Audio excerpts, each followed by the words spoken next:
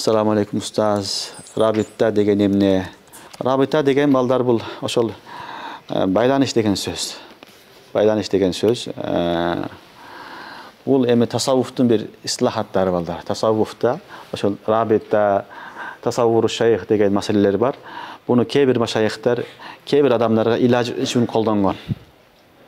Бул баягы умумий кайда эмес. Түшүнүңөрбү? Негизги балдар мужахада бул максат эмес.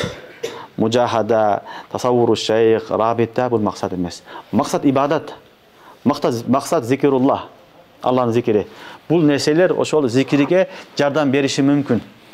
Ошон үчүн кылышы мүмкүн. Мукаддиматул зикир болушу мүмкүн. Негизги нерсе зикируллах. Ошон үчүн негизги нерсе менен алек болуш керек. Мындай нерсе менен алек болгон жакшы нерсе эмес. Негизинен сен не кыл?